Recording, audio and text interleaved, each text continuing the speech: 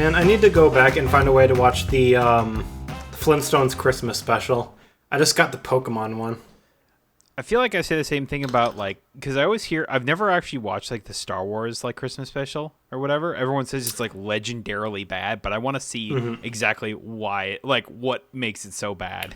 I wonder if there's, let's see. Is it just on YouTube, I wonder? Yep, it's on YouTube. Is it really? That's funny. Mm-hmm. The Incredible Hulk will not be presented this evening is how it starts. What? Okay. Sponsored by General Motors. Oh man, it looks really bad. Holy cow! I've always heard stories. I've heard tales of like about the Star Wars Christmas special being really, really bad, and I was like, I don't doubt them, but it's just like I kind of want to see what makes it so bad, right? I mean, I'd kind of like to see it too. If it was just like a half-hour special, I think I'd be more into it. The fact it's an hour and 40 minutes. Is it really? So how long do you think you could watch it before you just turn it off? Probably like 20 minutes. I'd probably give like a half hour and then go, this fucking sucks. So when did that like special come out? 78? 1978. Yep. Oh my god. It's so funny to think that something came out so long ago and it's just like it was like forgotten. Like something like it, like especially with as big as Star Wars was, especially back in the 70s, it's like you had like the original trilogy premiering and everything like that, and everyone was loving it, and it's just like, oh yeah, but the holiday special, we don't talk about that. Just straight up, we do not talk about that. It's not canon. Yep, not canon. Yo, speaking of things I wish they would say is not canon with Star Wars, is fucking the next trilogy they have planned with with the sequel. Did you see the news about that?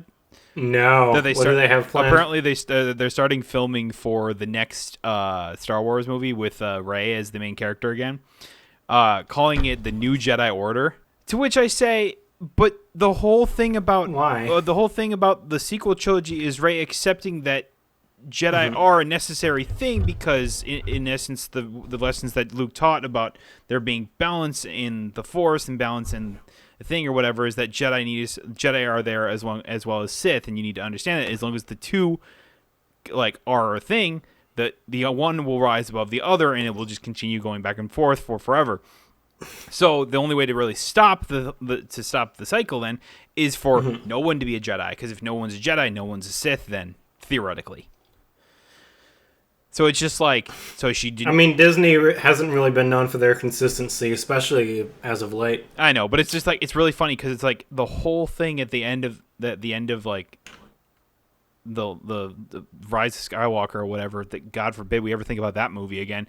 But it's like, she literally is like, like the whole thing about with her having a yellow lightsaber at the end is literally because she's the protector of like knowledge of the Force and stuff like that. Not that she's a Jedi, but that she's now just like this thing that like just informs people of the Force or whatever, or I guess kind of keeps balance of the Force by herself, I guess. But I don't know.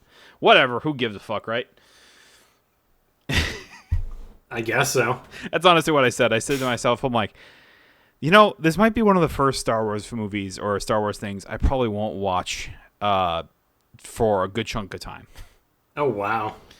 It's like I love everything that's going on on like the streaming things with like Ahsoka, Mandalorian, all these things. Everything really good. Everything that Dave Filoni and Jon Favreau did to make Star Wars going from Rise of Skywalker or Last Jedi to what Star Wars is now should be what they keep doing. So the fact is, they're making another movie with. And it's not. I'm not saying it's Daisy Ridder's fault. It's just Rey is not a good, well written character. No, I think. Can I present kind of a controversial opinion? It might upset some people. I think they should step away from the Skywalkers completely. Yes, absolutely. Because Star Wars, and I say the same thing about Halo a lot of the time. and Master Chief, there are so many tales that you can tell in that universe with so many different characters, and I think the show's kind of presented that, and it's just something that they haven't been doing, and it's disappointing to see them not really take advantage of this large, like, excellent universe filled with interesting characters. Excellent point. Yeah, I agree with you.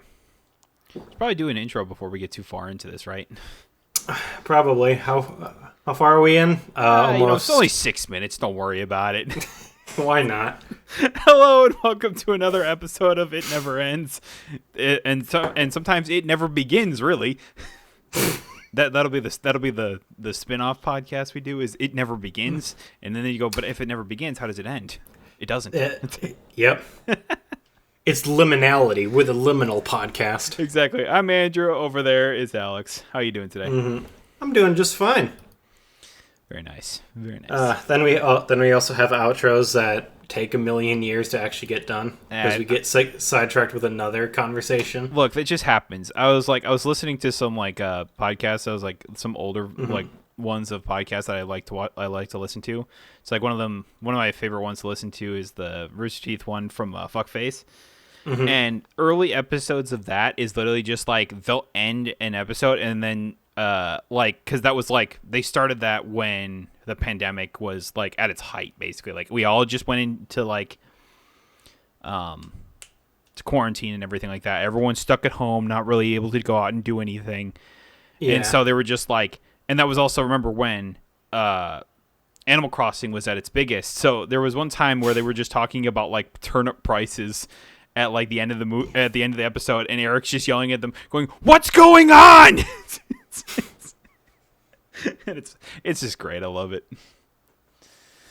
So it's a good thing we got off of Star Wars just then, because I was like, yeah, I feel like we could have kept going with that, but I didn't want to. Aw, okay. I don't know. It's just like I think I've said everything every time Star Wars comes up. I agree with you wholeheartedly that it's just like they need to move away from the Skywalkers necessarily. It's like Ahsoka was that weird thing where it's because Ahsoka has connections with Anakin, but Anakin's dead by the time that the show is happening. But obviously he shows up in the show. Spoilers, I guess. I think we all kind of knew that when Hayden Christensen was on set for Ahsoka that he was probably going to be in the show, though. Yeah. So I don't think it's that much of a spoiler. But it's like everything Ahsoka is, and I think it's like it comes down to, it comes back to like what I think about Rey. It's like it's not Daisy Ridder's fault. It's Rey. It's how well written Rey is, because she's not. It's the character of Rey, not the actress in particular. Yeah. It's just like the story of the sequel trilogy was not good either. Like no. It's like, and I think the main downfall that comes down to it is that they never really had an end game going into the sequels. It's just like they kind of just did whatever. Like J.J. Abrams basically just rehashed Episode 4, and then Rian Johnson just basically said, "We're gonna do something different," and then. And it's always one of those things where it's like when you go into a franchise like Star Wars and shake up the foundation completely, it can either go one of two ways. People will absolutely love it, or people absolutely hate it. There is no in between. And you saw that a lot with Last Jedi. It's like people either really loved it or really hated it. Yeah. I was kind of in that middle, I thought. I was in that weird place where I was like, I didn't necessarily hate it, but I didn't necessarily love it. I think I'm in a similar spot. Like, I didn't think it was the worst thing of all time, but it's like it's not something that I would like willingly like go and watch again. Yeah, it's like I don't really hate this, but it's not really. It didn't really blow me away either. It's how I always think whenever I have to like explain to people why I kind of didn't dislike Last Jedi is that I loved everything when it came to Luke and Rey, because like the whole idea of his teachings was to show Rey what the whole reason why the Jedi need to not be a thing, because it's like I kind of said earlier, as long as Jedi exist, Sith will exist, that sort of thing. And it's the same thing when you go look back and forth of it as well. So in essence, the best way to stop the Jedi, or to stop the Sith and to keep balance of the Force, is for no one to be a Jedi, no one be a Sith, and no one be this great thing or whatever about it. And it's like, I think that was the kind of the thing that they were trying to tell. And then obviously Rian Johnson tried to set up Rey being the parents of nobody, and J.J. Abrams just said, no, we ain't doing that. She's a Palpatine now. And it's just like, yeah, it's that whole thing really got to me. It's like, why does she need to be a Palpatine? Why does she need to be a Skywalker? Why can't she just be a nobody? Like a nobody. Yeah. Then again, I guess like that they would have trouble, like, explaining how, she's all Force powerful quickly, and she can do all this stuff like right away. And here's my counter argument to that. Is that I'm going back to like the lesson that Luke tries to convey to Rey, is that the Force always has balance to it. When it tips too hard in one side, then an opposite reaction will happen. So the fact is that the Empire took over for a long time. The Force kind of tipped back, saying that they needed to create another chosen one with Rey.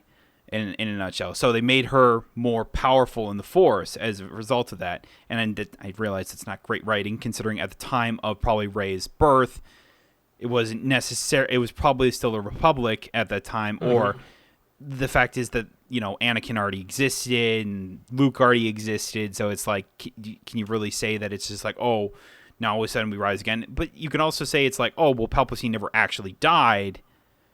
But then Luke still exists. There's faults in a lot of everything, what I'm just saying. Yeah. But it's like, it's that idea. It's like, oh, if we wanted to do something like that, you could just say it like that, in a way. Mm-hmm. I don't know. It's whatever. It's the Force. You can say whatever you want when it comes to Disney, right? Yeah. That seems to be their, like, moniker for that kind of stuff. It's just like, he needs explaining. It's just the Force. Don't worry about it. Sure. Fucking yeah, the Force. Anyway. It works in mysterious ways. The Force like, is like Jesus. It's why I just go, it's do we need to go back to Rey? I don't think we need to go back to Rey. What we really need to do is keep doing whatever Dave Filoni and Jon Favreau are doing with Star Wars, because it's phenomenal. It's great. Another good example, and again, this isn't Star Wars, but one of the key things I think of is... I don't think you've ever played, but Halo 3 ODST. I have not. Is largely considered to be one of the better, if not the best one. It's not the best Halo game by a long shot, but it's considered to be one of the better ones. And it has absolutely nothing to do with Master Chief. It has nothing to do with Reach. It's purely about these group of characters that aren't even Spartans doing, on the ground stuff. It's their own little like side story in the same universe. And that's just something that not only Star Wars, but I'm not gonna go on a Halo rant tonight. No, there's no way. But not going crazy for the season 2 announcement. No, because there was so much wrong with season 1, and I'm not sure how they're gonna write themselves out of this. That is fair. It's almost like you almost wish they would just like say, hey, season 1 never happened. Let's reboot it all over again. I'm still holding out hope that they do that. I don't think they will, but... It's fair. Yeah. So, yeah. I should probably say, we're recording this a day before the Game Awards happens, just for warning. I know last week I said, and then I realized, oh wait, the Game Awards are on Thursday. I'm dummy. Yeah. And we don't really have a time between you and me to actually meet up and talk about it until next week. So we just said we'll just do this and go forward here. So I know next week will be game heavy topic, because we'll talk about the nominees and any of the games showed off during the Game Awards. One thing I do want to say though is GTA 6 trailer came out, which is surprising that it wasn't in the Game Awards. I thought for sure it was gonna be. Yeah. And I mean, and here's my thoughts about it. It looks great. It's like everything about it looks really good, and they say that it's all in-game, in-engine stuff. Like it's not any rendered stuff or anything like that. That this is just how the game looks, and I go, that's wild, if that's true. because it looks really stunning, in all honesty. Yeah. But I sit here going just like, we're still not going to see it for another year. Over a year, probably. Over a year, yeah. Because they announced for 2025. Also, not coming out for PC. Weird to me. I mean, to be fair, a lot of GTA games did that. It was for GTA 5. It was just on PS3 and Xbox for what, like a year and a half almost. Yeah, that makes sense, I guess. I don't know. It just feels like it's. I mean, it should be on PC at day one. I'm just saying it's not uncommon. This is also the PC gamer in me. It's just like I sit here going, just like why are games? It feels like games are being made with PC as the back burner, and I get why, but at the same time, it's just like, man, it's annoying to see, definitely. Yeah, it's like I'd love to be able to play like Final Fantasy 16 on PC. There's just no timeline for it at this moment. Honestly, I'm not even sure if it's going to happen. I would bet some point in the future it probably will, but it's going to be a while yet. I mean, the idea is hopefully it's next year, but Doubtful. I don't know. That seems like kind of a stretch. Yeah, I don't know. There's just like so many games, and then it's just like, but I look at like games like Baldur's Gate 3 for God's sakes, like it runs immaculate even on PC, and it's crazy to me how well it runs, and still runs onto the game consoles themselves. That's why I think they spend like a pretty egregious amount of time like purely on optimization. Yeah, I also think that, I mean, if I remember correctly, Baldur's Gate 3 originally came out PC only for the start, and then was put on the console shortly after. So yeah, they were probably already aiming for the PC market. I guess it really comes down to who. Like, where's your main focus going to be right off the start, I guess. And I guess for Rockstar, it's going to be... It makes sense it's for the consoles, so... Yeah. It's like, at some point, it'll come to the PC or whatever, or Steam. Well, with Baldur's Gate, they figured most of their sales were going to come to PC, so it makes sense to prioritize that. They probably looked at, like, past games for that, too. Like, their like Baldur's Gate 2 and whatever, as well. For Grand Theft Auto, I think Rockstar just understands, like... People that are into Grand Theft Auto are understandably, and again, no offense, more casual gamers as far as video games go. They only play like a select group of games, like they play Fortnite, they play, Call of Duty, and they'll play GTA 5. So they're the ones who are going to buy GTA 6. Yeah, I agree with you. And I also just like, and I just want to address, because you say it's like no offenses, like, there's nothing wrong with being a casual gamer. I call myself a casual gamer, even though I play mostly on PC. I don't play competitively or anything like that. I just have fun. It's like I call myself a casual gamer all the time, and that stigma needs to go the fuck away. I know, but I know there's just some dudes out there that are going to be like, oh, "You're not calling me hardcore." Yeah, these are the people that follow Andrew Tate or whatever and call themselves alpha males. Yeah, I'm a fucking Sigma male, and I'm an ultimate gamer. Yeah, so we'll move on from that. But yeah, it's like I don't know. It's just it looks cool. I'll wait to see the actual gameplay of it, I guess, to see if it actually does look like the actual trailer and they didn't just upscale it. My only thought about this is, we've seen this track before, and I know this is GTA. I know this is like, but how many times have we seen trailers put out a year in advance, 2 years? I mean, we all knew that GTA 6 was happening for a very long time, and everyone kind of wasn't really sure. But now that we got our first look at it, like first actual look at it, that's not the stupid ass leaks. But yeah, it's like how many times have we seen this in the past few years? Trailer comes out. It looks real good. And then when the game comes out, because expectations are too fucking high, that it wasn't going to reach the expectations. I'm not saying that Rockstar isn't capable of doing that kind of thing or anything like that. It's just like, but how many times have we seen this before? I mean, if people are expecting more than just a bog standard GTA game, I think they're going to be disappointed to some degree. It's like, I'm sure it'll be cool, but there's only really so much that you can do with the Grand Theft Auto franchise. If you want to ground it in a lot of reality, I think that's the case. I don't know. I mean, you can just use the fucking insane place of Florida as an example, considering that they're referencing like stuff that's happened. So that makes it funny and weird, I guess. So yeah, I don't know. Another kind of a controversial opinion. I'm not really that excited compared to most people, at least for Grand Theft Auto. I am still looking forward to it. Part of me kind of wishes, like, I know Rockstar make these like big groundbreaking games. It's like the biggest open world of all time, the most characters in a video game of all time, like all this dynamic stuff. Part of me does wish they would make some more, like, maybe smaller games. Like, could you imagine if they made, like, another Bully title? Yeah, I mean, that's what people have been asking Rockstar for forever at this point, right? I don't think that's ever going to happen. No, I don't think it's ever going to happen, but could you Hell, imagine I'm not sure. if it did? Yeah. I also, again, maybe kind of a controversial take, I don't think they're going to make any more Red Dead titles either. Really? You think Red Dead 2 is going to be it, huh? I think after GTA 6, they're just going to go straight to GTA 7. I mean, well, first they got to support GTA 6 for, like the next like 12 10 years or so. Yeah. Yeah, for the next 12 years, and then be in process of making GTA 7 or whatever. So it's just like cool, I guess. I don't know.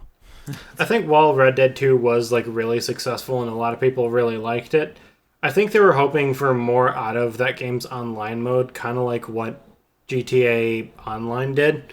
Yeah. And for Red Dead, it just really never happened for kind of an obvious reason. You didn't really have the customization that GTA Online did, and people just didn't want to play that game online. It's always like it's always interesting because it's like they do these like Rockstar does make these games. They make these big ass games like GTA. It makes sense that like because a lot of what online play is, or a lot of what I see on the Twitch community and like streaming is RP like servers, like people who are just role playing and having fun with that kind of stuff. So it's like, and there's only so much you can do in like a cowboy game. It's like, oh, let's go wrangle up some cows or whatever. Yeah. It's just like, oh, it's we done it once and it's good or whatever. And it's like the thing is like, if you're sticking to the old Western themes, like that's kind of what you're limited to, right? Yeah. It's not like GTA 5 was kind of like, oh, it's like modern day stuff or whatever. But we also added like flying cars and stuff like that, like just the absurdity of like, oh, well, this is just a technology. It's whatever. You can add like the absurdity of like tech or whatever that doesn't exist today. But it's like, I agree with you. It's like there needs to be that Rockstar after GTA 6 needs to focus on, I think, some smaller games and less about like, and I mean, this is a general complaint I've had about the gaming scene in general. I feel like I know where you're going with this. When it comes to single player, is that they always try and make these big ass open worlds, these big ass games or whatever, and it's cool, but it's like part of what makes these games, or if not most of what makes these games great, especially the single player games, is the story, the characters, and the development around the characters and stuff like that. It's like I'll use Final Fantasy 16 for an example. If that game was more open world than it already is, I don't think I'd like it. I really don't think I would. Like it's one of those things that it tells Clive's story and it tells the world story and what's all going on and all the characters within it, and tells it in a succinct way to the point where it's not overwhelming, to the point where it's just like, I don't know what to do at this point, or it's like I've now told the story. Now the problem with it necessarily is that because these game studios and developer like publishers or whatever want you playing for 100+ hours, that they're not going to do that. That's the problem. It's that because games take so long to make now, it's that they want you to spend so much time in them, but it's like if you make a short game, then you play it once, you play it twice or whatever in a new game plus or something like that, and you have now played it all and you set it down. Like, I haven't opened Final Fantasy 16 since I beat it. I mean, yeah, that's fair. You've beaten the game. There's really no reason to come back to it. Exactly. It's like, I want to do a new game plus mode, but I don't know when I'm going to get around to doing that. And basically all game devs now just want more engagement. That's why a lot of these like open world games that they're putting out are transitioning into live service. To sometimes their detriment. Yeah, I would think a lot of times detriment too. I don't know a single person who's genuinely excited for Suicide Squad Kill the Justice League. Yeah. I think basically every opinion I've heard of that is like, yeah, it looks like trash. I'll maybe pick it up for $15 on a sale. Dude, I totally forgot that game existed until you brought that up. I'm like, holy shit! That was supposed to come out. Well, that was supposed to come out this year, right? And then they pushed it off. I think so. Yeah, I remember. Because they got so much pushback. Yeah, I mean, whenever they showed it off, I don't remember exactly when that was again. Was not good. And then Avatar comes out tomorrow. God, that's right. To which apparently reviews of that are like, "Oh, it looks cool. It looks cool, but there's nothing to do in this open world Avatar game." I mean, for most reviews, you doing okay over there? Reviews that I've watched for it have said, yeah, it's fine. It's not gonna blow you away, but it's not like the best thing either. A lot of it comes down to just like, oh, you can explore, interact with animals, do X, and X, but the combat's really not all that interesting, and there's not a whole lot of it.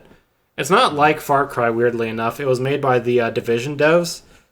So there's not really like different like outposts and places that you go in and destroy, and the story ends after you do X amount of stuff. From what I hear, the story isn't too deep either. So it's just... I mean, basically, you're a Na'vi. You were raised by humans to fight other Na'vi.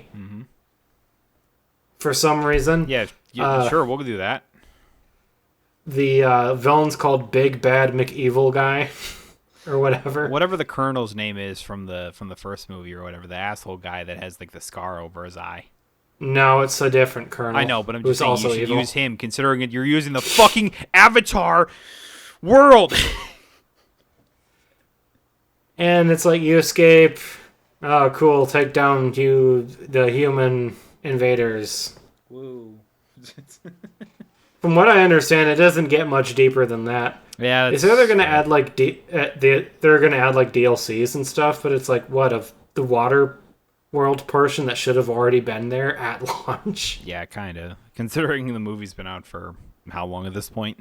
Yeah, I mean, I feel like the thing that would have made me like, okay, I'll go out, maybe try this. It's worth at least $78 at this point. Is like if they had like that underwater portion, but it's like, oh, it's just not there. It's purely like Avatar 1 shit. It's like, man, this game would have been really cool if it came out in 2012. Yeah. It's 2023, though. The ass end of 2023. It's about to be 2024. Yeah, I know what you mean. That's what I said about Way of Water, too. It's just like, I was like, I mean, I guess it was all right. I didn't particularly like Way of Water, I'll be honest with you. It had a lot of holes, a lot of things I didn't like. Like, the visuals were all great or whatever, but it's like, the story in itself kind of felt clunky in a way.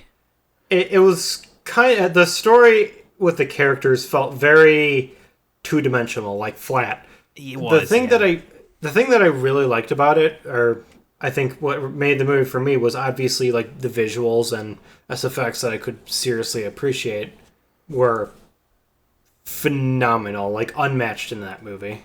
And the world building I also thought was fantastic. Yeah, that's really all that was holding that movie up for me. It's like seeing like the water people, like the Na'vi that live on the water or whatever, and like how they're like how they evolved to their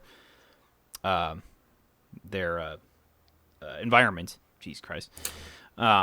It's just like they have, they only have 3 fingers or whatever, or like 4 fingers or whatever. I think it was 4. And then they have like that extra fin or whatever that kind of like that hangs off their arm or whatever to help them swim. So it's just like it's evolution taking its like natural progression when it comes to these people, because obviously these people live next to the water, whereas the people that are in the first one, they're you know, they live in the jungle, they live in like the trees or whatever, so it's not uncommon for them to be very. It's just like that they were kind of built for their area, like. To be completely honest, I think if they would have just kept the movie like, okay, this is the story, this is everything that happened, humans are gone now, and like the series from here on out, I obviously don't know where they're going with it, but if they just like made it almost like a fake like Discovery Channel original movie, but for like Pandora and the Na'vi, I honestly think I might have enjoyed that movie as much as I did, like with all the characters and shit. I mean, yeah, I guess I wouldn't have hated it then. I feel like it'll become like more normalized because now we don't need to wait like 10 years for a movie. God, let's hope. Each movie, which I should say I agree. I hope that's where they're going with this. Yeah. Because apparently we're supposed to get another one next year. That is the impression that I was given, that we're getting one every like year to couple of years.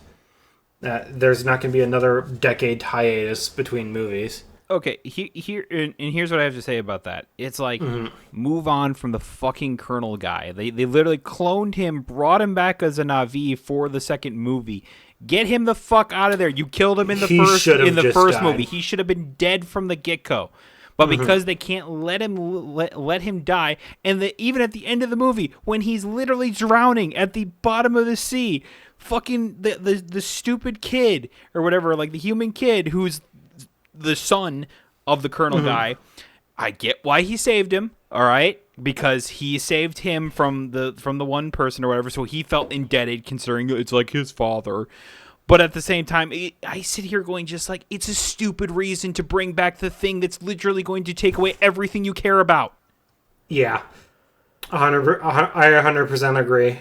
The only reason I can imagine they did that is for it. Sequels. I'm predicting in the next movie they're gonna figure it out like, oh, you son of a bitch, you saved him, you traitor. Absolutely, it's like, why did you save him? You could have let him die at the bottom of the ocean, but you didn't. And I'm like, Spider, what the hell are you doing, man? Yeah, no, I can already see it happening. Spider and what was the name of the younger brother in that movie who got his older brother killed? It's like, I need to do this. I need to do this. It's my destiny, or whatever the fuck. He got on my nerves so much because it's like you would have benefited so much by just sitting still and doing nothing, but you had to be a whiny little baby for half the time. But here's the thing: that's the character development of the thing, right? Like I get what you're saying, but that's also the development. It's like, I already knew that the younger brother was the main character of this movie, like right from the get-go. It's like he's literally convincing his older brother to do something that he definitely shouldn't because Sully told him not to, or whatever. And I sit here going just like, well, he's obviously going to be the main character that does it in the end, or whatever. And it's like, and the same thing with like the daughter Curie or whatever that came from the one girl that died or whatever, like the professor lady, whatever her name was. I forgot the one that's played by Sigourney Weaver, and it's just like, in like, oh, she was born of Awa or whatever. I'm like, well, no shit. It's like, this is so obvious in our mind, and the fact is they can't figure it out, even though they're the spiritualist ones of the thing or whatever. Do they not know? Like, can they not see that she has like a special connection to this like godlike figure of the world or whatever, Awa? I'm like, come on, man. I guess not. It's like, you guys are the spiritualistic ones or whatever. It's like, you should see that, you know? Like, I don't get why it's almost just like it's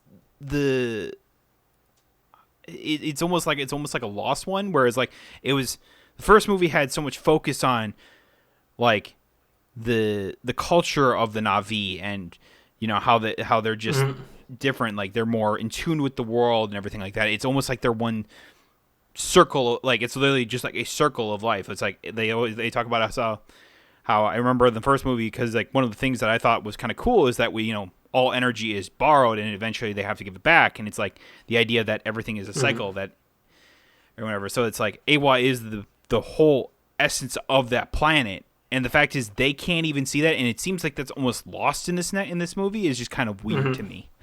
Yeah. Then also the part at the very beginning, with they're obviously the Colonel guy, but then they go, oh yeah, we came back to the Pandora because even though we have this super advanced technology or whatever, that we can literally go across all of the galaxies and stuff like that, search every corner of space, yet we decide that because humanity is dying, let's bring them all to Pandora, where you can't breathe the air. There's alien creatures there that you don't understand and you don't care to understand, that can kill you at every step in the imagination, a native people you've already fought with and lost to. And you decide we're going to bring all of humanity here. What the fuck is that? You have the entire galaxy. No you cannot tell me you cannot find another planet that is better suited for all of humanity than Pandora. That's bullshit. Stupid reason. Just dumb.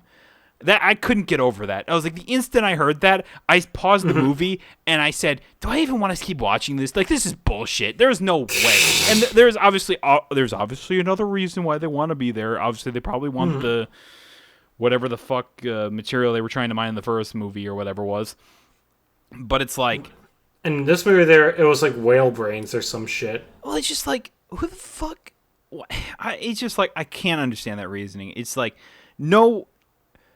If they legitimately wanted to bring humanity to like a planet, because Earth is officially dead at that point, like it can't sustain life or whatever, it can't sustain life anymore, or whatever. Maybe that's when Wall-E happens. Maybe this is like when Wall-E happens. That's what I thought to myself in my head. I'm like, oh, so this is where Wall-E happens. These people go to Pandora, and then the rest of them are floating in space at the in waiting for the whole movie of Wall-E to happen. I would rather just put this movie down and go watch the better movie then. Yeah, that's what I said too. I was like, oh, why should we just watch Wall-E? That was way better. Dude, if Disney ever makes a sequel to Wall-E, I will never forgive them. That's fair. They have to leave that movie alone. Yeah, I will be so upset. I couldn't imagine what they would do after Wall-E. Like, what the fuck would you do? Well, no one thought they were going to make a sequel to Inside Out when Riley gets puberty and shit, but that's what they're doing. Fair enough. I never watched Inside Out. I should at some point. It's actually a quality movie if you sit down and watch it. But yeah, another movie that did not need a sequel, that's getting a sequel. They're making another Toy Story movie. So they're going to end the whole franchise for a third time. But we promise it's over now. Hey, now Andy comes back to Bonnie and says, "Hey, how are the toys doing over? Where the fuck is Woody? I'm gonna fucking kill you, you little kid, because you lost Woody, you piece of shit." I mean, would you believe me if I said you're almost dead on with the plot? Oh, I probably saw the same things that you saw with that when it comes to that. But it's like I could have probably called that, honestly. I'm going to collect all my childhood toys. And you know what's going to happen? They're going to come... this movie's going to end, and they're going to be like, yep, this is the last one. I know we've said that for the last 2 movies, but this one's it. And then Pixar is going to start losing money. And Disney's like, guys, we need more. We need another hit on our hands from your biggest franchise, Toy Story. So then they're going to make another movie that ends everything all over again. This franchise is being dragged through the mud, dude. It's so hard to see. So when do they make another Cars sequel? You know what? I'm placing it on... on the line right now. We're going to get a new Cars movie before 2027. Oh, shit. 2025, I think, is honestly when we're going to be getting another Cars. If they're going to keep bringing back the successful franchise Toy Story, they're going to bring back that one. You mark my words. Oh, probably. I was like... Real fast, just because I was thinking about it the other day, and I was just like, just randomly sitting around, not really like knowing what to have on in the background. So I threw on The Incredibles, yeah, as like just background noise. I'm like, oh man, they're like Incredibles 2 is like it wasn't the greatest, but it was still pretty good, I thought. It was fun, yeah. It was fun. And it's just like, I was like, I came to myself and thinking, are they ever going to make an Incredibles 3 where it's like less about Mr. Incredible and Elastigirl and more about like Violet and Dash? Like, do you think that ever happens? Yeah. I bet you it would at some point. I think in the next couple of years we're going to see that, honestly, because that's the one movie where they left more sequel bait at the end. They did. There were so many other heroes. Like, they literally made like this whole world of like heroes, basically. It's just like, yeah, come on. Like, if you do that, like, you got to show us that, you know?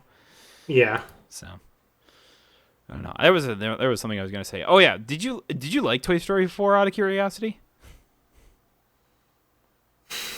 I thought it was fine.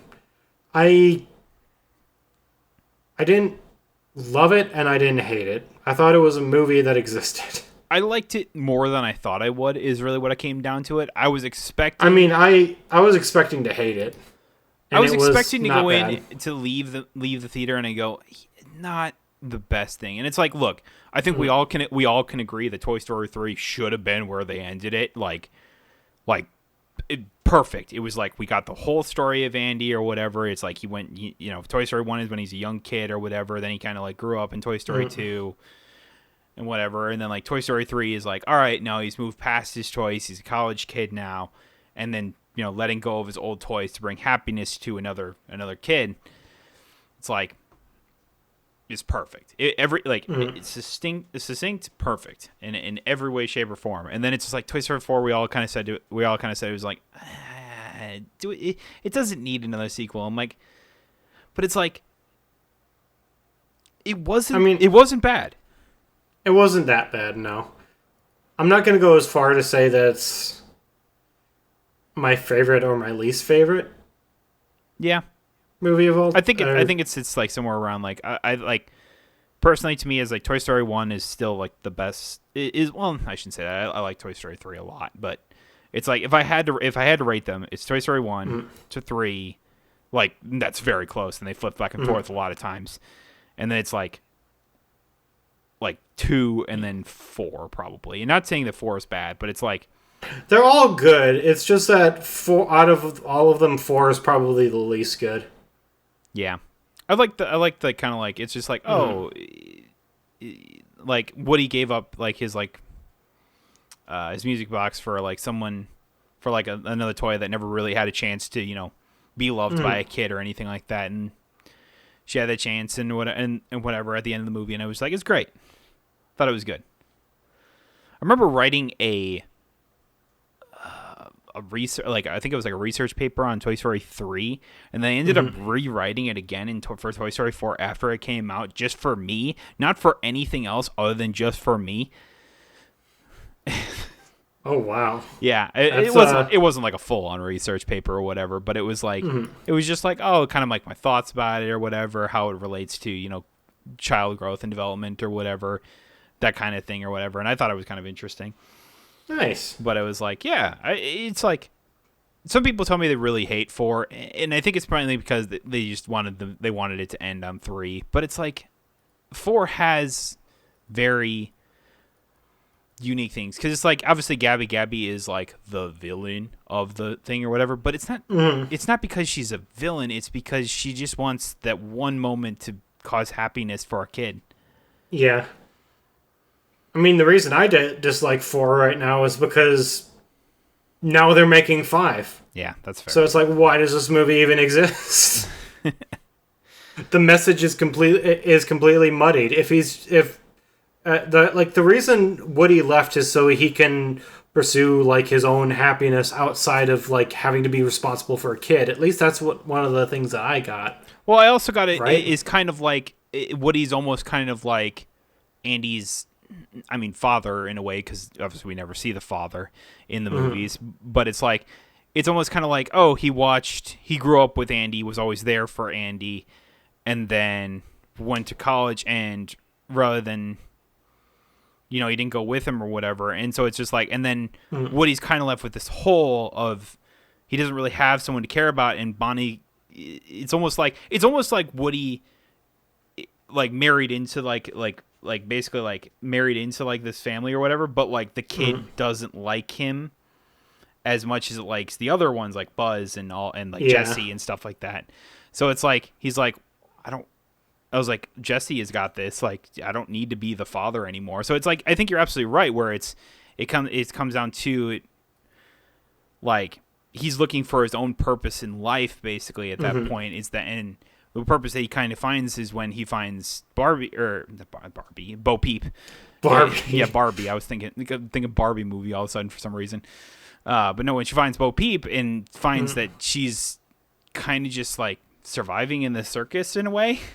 And it's just like, okay, and it's just kind of like, oh, now like they're finding toys for kids and finding that happiness, and it's that kind of thing. It's like he loves instilling happiness in kids and helping toys find their way to those kids. Toy Story 5. Yeah, I'll be interested to see about Toy Story 5. It's also interesting because it's like, I don't know about you, but I was like, my dad showed me Toy Story when I was Andy's age. 100% same. Yeah, so I think especially for our generation, it has like a special meaning for us because it's like we almost grew up with Andy, and it also helps that I was like, I'm also Andy in a way. Like my name is also Andy. Oh so, yeah, it's like, I didn't even think of that. It's very funny. So it's just like, I remember I had like I don't know where they are, but I had a Woody and I had a Buzz toy or whatever, and I basically like acted out Toy Story and everything like that. And I wanted the whole crew. I always asked my parents to like buy me like, you know, the piggy bank and whatever, Slinky, all those toys. And it was just like, yeah. So it almost holds like a special place in us because it's like we grew up at the same time these movies were coming out, and we could relate to them very personally. So it's kind of interesting. Damn. This became the movie podcast, I guess. I guess so. You know, there was other things I wanted to talk about, but I was like, I'm having fun with the movie cast. What else did you want to talk about? So one thing, this is not like movies or sport, or this is sports related. So Okay. I'm gonna bitch here for a second. Is really what it comes Like we've down been to. doing all podcasts basically. Well, no, this is bitch about ESPN and how shitty of a reporting business they are in recent days, especially recent days. Okay. And when I say recent days, this has been years in the making, but it's that. So I think it was yesterday or 2 days ago as we're recording this. ESPN posted an article about so the biggest baseball free agent in Shohei Ohtani is happening, and there hasn't been a lot of details about the contract or anything like that. Like he's keeping it very personal of like what teams he's choosing. Like we found out recently he's between like 3 teams or whatever at the moment, or 3 teams that are like looking to or really aggressively trying to sign him. And ESPN posted out an article saying that Ohtani is being selfish for wanting to keep this under wraps, basically. Like he could have made this the most entertaining offseason in MLB history if he had just shared some details, his thoughts, and everything like that. Remember, this guy also doesn't speak English. He has a translator oftentimes. But it's just like, I sat here going just like, and I saw a lot of athletes kind of counteract this, and we're talking about this in defense of Ohtani, because it's just like, and one of the bigger names that was upon that one, it was J.J. Watt, and he's a former Wisconsin linebacker. For me in Wisconsin, I remember him as one of the best linebackers in all of football, but he retired a few years ago, and was a big name lineman in the NFL.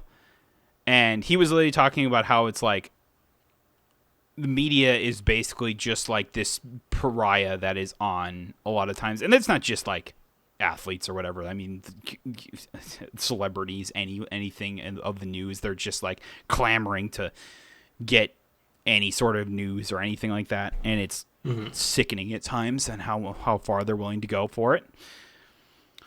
But it's just like, I mean, that's a lot of news in the industry in Oh general. yeah, no, But it's not just like sports, celebrities, or whatever. it's definitely making its way to sports more so. Not Oh yeah. is what you're saying.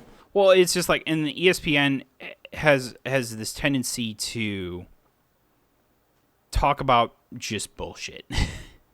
And it's like, so they posted this whole huge article about Otani being selfish and everything like that, and wanting to keep it secrecy or whatever, and basically just shaming the guy for wanting to handle things behind closed doors and not make a big scene out of it or whatever.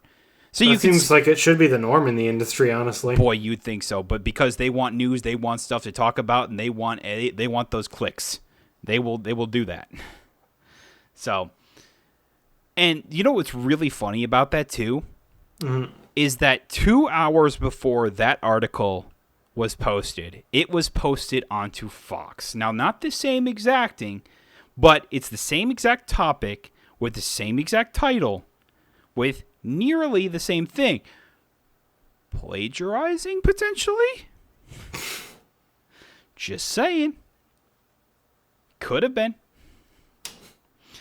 It's definitely what it looks like, at least. We don't know. The thing I'm hesitant to say. The thing I'm hesitant to say about that is because the author is Buster Olney, and he's like, he's been reporting baseball for so long, especially for like ESPN, that it's just like, I find it odd that he plagiarized that.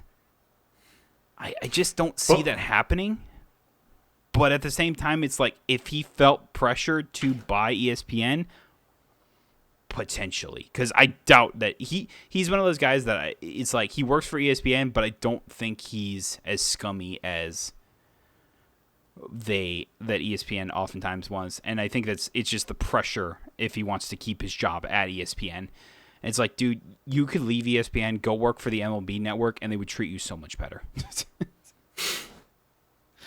Probably, but it's like when you're in a position like he is, and it's like everything seems so uncertain nowadays, having a reliable job, especially at an organization like ESPN that you know is probably going to stick around, it's hard to let all of that go. So I know. I can't really blame the guy for wanting to keep what he has.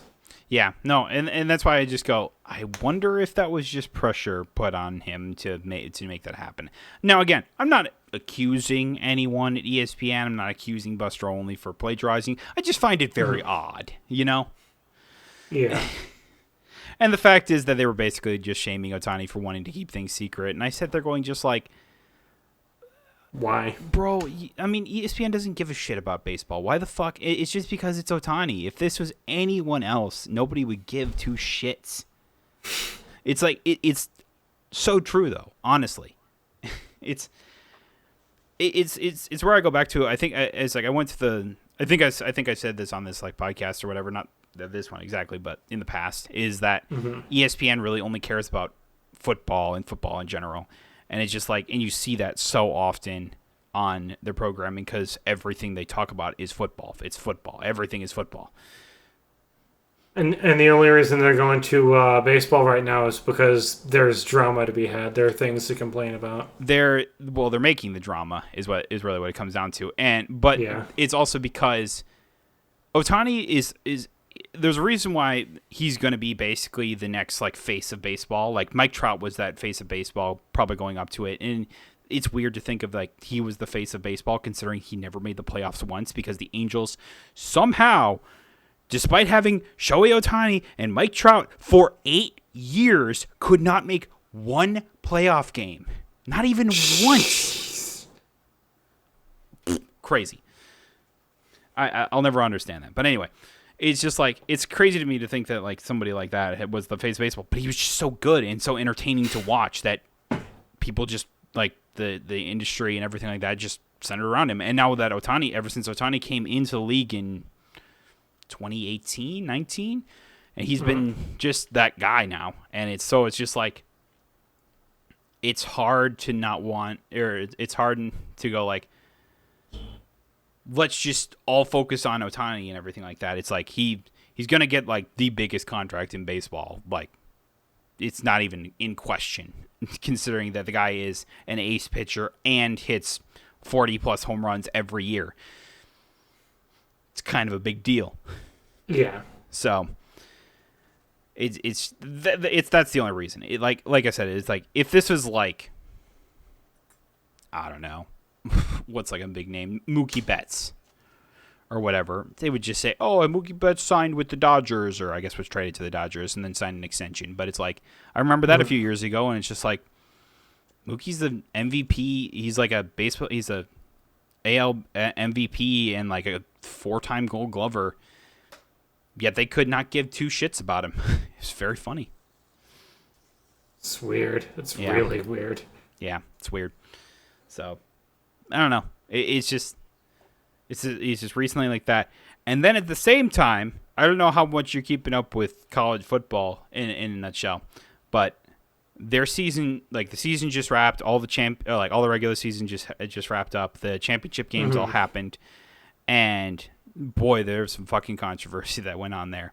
So the top 4 teams play in the college football playoffs, and that's determined by the it's like this board of athletic directors across all of college football that decide who the top 4 teams are at the end of the season. And they determined it's Michigan, Washington, Texas, and Alabama are the top 4. So those 4 are going to get to play in the college football playoffs. They're going to Michigan will face Alabama, Washington will face Texas. So the crazy thing about this is that Florida State, going into the last week of the season, going into their championship game, was 12-0. They won that game and are 13-0. They won every game they played this year. Okay? Alabama has 1 loss. Texas, I believe, has 1 loss. Washington, I believe, is undefeated. Michigan's undefeated. Okay? So you have 2 undefeated teams in the top 4. That makes sense. You know, they didn't lose a single game. They should be in the top 4. In the top 4. Florida State won every game that they played that year. They were not good enough to beat out Texas and Alabama, apparently. According that, even though Florida State going into the week before was number 3 in the rankings before that, was suddenly jumped by Texas and Alabama. Why? Why in good God gracious? Now, if they had lost, it would have made sense, but they won. And I'm going to tell you why why this is a thing in a second here. And how much of a fucking travesty this is by like having this. And it's just like everything about this, the college football committee that decided this it's a huge lack of trust, and credibility is gone because of this. Now, Florida State had a Heisman Trophy candidate as a quarterback, and he was really good. He went down with like 3 weeks left to go in the season. But despite the backup now coming in for Florida State, still winning games, they decided that even though they won their last game, it wasn't a pretty win, but they won their last game, that they weren't good enough to go into the playoffs because they didn't think that they had the ability to win a college football championship. Because they would have been facing Michigan or Washington. Probably they would have stayed 3rd. So in essence, the top 4 should have been Michigan, Washington, Florida State, and Texas. Yeah. So I also want to point out, Alabama is from the SEC, and the SEC is the most beloved conference in all of football because it has all the big teams. It's got Alabama, LSU, Georgia, and all those teams in it. It's widely regarded as the best conference in football by far. A week before, or a couple days before the championship, like before the rankings were revealed, they said it'd be a travesty not to have an SEC team in the thing. Bama should not have made this, I want to point out. They should not be here at number 4. And I don't care if they're going to give Michigan. I don't even care if they win it all in a nutshell. It's that they shouldn't have been here to begin with. Oh, jeez. That's my number one thing. But because the college football committee wanted to suck the dick. They wanted to go full balls deep, and just take it all, just ram it straight down their throat, right down the SEC. It's just like they said, we're going to go all in on that. Even further proving my point here is that LSU versus Wisconsin Badgers on New Year's Day is going to happen just to make the SEC look even better than it should, because there is no reason that a 9-3 team should be playing against a 7-5 Badgers team on New Year's Day. That is bullshit. The Badgers barely made it. Like, as a Wisconsin fan and have watched a good chunk of their games, they do not deserve it. Absolutely. And I said to myself, and I said to my brother, that the only reason that this is happening is to make the SEC look even better than it should be. Because right now, LSU should be facing like Notre Dame or something like that, who's also 9-3. It's kind of how these bowl games work. Is that you're supposed to face teams with similar records and similar power level as you to make them entertaining games and make them strong games for people to want to watch. That's the whole point of them. Yeah. But it seems like since they made the college football playoffs that if it's not the top 4, they don't give a shit because none of these bowl games matter. That's the problem with it. So yeah, that's just my 2 cents about it. But it's like I sit here going just like Florida State should be in the college football playoffs. And the fact that it's not is slander. Like, at this point. If I'm Florida State right now, I boycott, because they're going to be playing Georgia. I boycott whatever the bowl they're going to be in. Like, honestly, I wouldn't play. Because they literally, like interviews by the head coach and, like, the university AD and like a bunch of people on Twitter and social media and stuff like that talking about how this is a travesty. The college football committee completely fucked this, and it's just like it's absurd. I mean, obviously people care enough to be talking about it, to be advocating for it, so maybe they will. Oh no, they have. I mean, well, you mean boycotting it or the boycotting? Yeah. I mean, they should. I don't know if they will, because some of these guys are trying to play for higher draft stocks or whatever, and playing against a team like Georgia would actually be a lot when it comes to draft stock and potential like making it to the NFL type thing.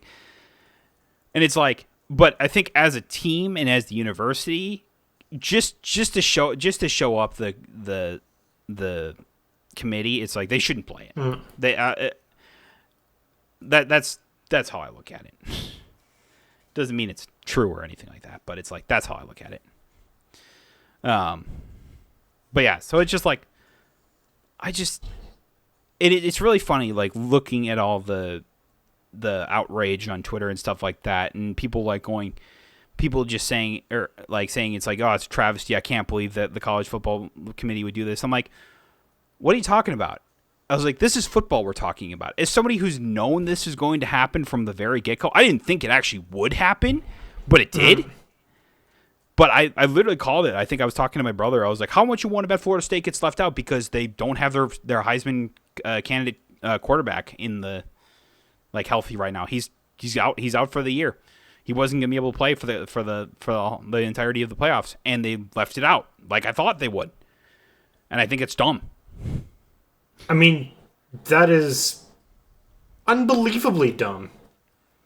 That's something that they should have to deal with. It's just unfair. And it's like, look, I get that the school is probably pissed off because just making the college football playoffs means the NCAA gives them a good chunk of money. And I feel like that's more of what they're frustrated. But I also feel like the players are also very frustrated. It's like, we won every game we played, and Alabama did not. I mean, they deserve that spot. I would be fucking pissed off if if I was one of those players. Absolutely. Yeah. Yeah. So I was just like, but it's really funny to think that it's just like, oh, but I can't believe the committee would do this. I'm like, I absolutely called this. It does not surprise me. What's going to bring in more ratings? Michigan versus Alabama or Michigan versus Florida State? Also, the fact is Michigan's number 1 after being exposed earlier this year for stealing signs from the other team by placing a guy by an assistant coach going to games, which is not a rule that is a rule against. There's a rule against that you can't do that, and sitting on the sidelines of that team literally taking signs from their own coach, basically. And basically that all Michigan gets is a slap on the wrist by, oh, Harbaugh, you have to sit out these last 3 games or whatever to whatever. It's so funny to me that it's just like Michigan gets away with stealing signs or whatever, but the Houston Astros do this like years ago, kind of do the same thing where they steal signs and they were like banging on trash cans and whatever to like let people know what pitching. People crucify the Astros for doing that. They crucify Jose Altuve for allegedly doing this. I mean, not allegedly. They did do it. They did. I want to point that out. They did do it. But it's like, and they haven't moved past that. But nobody gives a fuck about Michigan doing the same exact thing in college football. It's crazy to me. Nobody gives a shit about it. You tell I was holding on to that one for a while? I can tell. I don't know. I always just think it's funny when it's just like everyone just reacting to, I can't believe football would do this. I'm like, absolutely they would do this. This is football. All they care about is ratings and everything like that. They don't give a shit about whether or not it's actually right or wrong. Ratings, money, outside of that, they don't give a fuck about anything. Yeah, exactly. Do you think they give a fuck that they just rob these these college players like the ability to try and win it? And it's like I literally saw comments by some of the committee boards or whatever, literally talking about, well, we think as of right now, Florida State doesn't have the ability to potentially win the championship. I'm like, but we'll never know because you didn't give them the chance to try. It's like they maybe could have. It's like I get they're down their number 1 quarterback or like a really good quarterback and stuff like that, but they still have a really good team in general. You have to at least let them try. They won every game, and they didn't even let them try. I don't know what this will do for the committee going forward. I know there's plans to expand the college football playoffs going to, I think, 12 teams or something like that in like a few years. To me, if even though this will be forgotten by everyone by the end of the college football playoffs, like they'll be, after the season's over, no one will remember or give 2 fucks because this is how it always goes about this. But if college football really, really wanted to, if the NCAA wants to hold credibility when it comes to the playoffs, to the rankings at the end of the year, and feel like they're legit, one of 2 things needs to happen. This committee needs to be replaced by either another committee or there needs to be another way to select the top 4 teams. Yeah, none of that is going to happen. Exactly. Either that or the expansion needs to happen immediately. Like, it doesn't need to just be the top 4 teams. It needs to be the top 12 teams. That way there's way more teams in there. Mm-hmm. It's like, with that happening, which then it won't. But I mean, there's already plans for it to happen. That's the thing. It's like, they could just accelerate the plans. Like, they're already planning to, I think it's like in 2026, I want to say. They're planning to make it, instead of a 4-team playoffs, they're going to make it a 12-team playoffs. Sure. So why don't that sounds awesome. So why don't you just do it now? Like, that's just what needs to happen if they want to keep credibility. But like I said, after the season's over, nobody's going to give a fuck anymore. So none of this is going to happen, and we're all just going to keep going on as we see. And you understand quickly why I just don't give a shit about football anymore. Yeah. I did not realize all that stuff was going on in the background. Oh, yeah. Holy cow. Like, the Ohtani stuff happened, like, a day or 2 ago. The college stuff has been happening for, like, a week. Yeah, because last weekend was that. Yeah. Did you like my expression of the NCAA sucking the dick of the SEC and going like, even balls deep? Like, they're taking the balls in the mouth and everything. Jesus Christ. Yeah, man. I feel like I just wrote like those like like a smut book almost. Like I like it's like 50 Shades of Grey. I feel like I just described a sex scene. No comment on that. That's fair. Yep. I don't know what to say about that. Really? That's fair. I didn't want to leave off on an angry note, but it's what happened. Oh, we don't need to end off on that. There's one more thing that we could talk about. Sure, let's go for it. So I was in Ghost's stream last night, and he was on this level that... What? Yeah, sorry. No, go ahead. So he was on this level that, or track or whatever, that he has a lot of trouble with. Despite this being a game from his childhood that he plays all the time, and he was like, what are some games that... where even the games that you played as a kid, as an adult, you play them and they still just frustrate the heck out of you. It can be like a really good game that you love, but it's just that one part that just... Ugh. Do you have a game like that? Or a moment in a game? Well, moment a game I can think of. It's one of the more recent games, but it's from Persona 5. I remember the first time. Really? From the first time you go to Okumura's palace. Do you remember? Do you remember that moment? Did you ever struggle with the Okumura boss? I may have. Dude, you can prove nothing.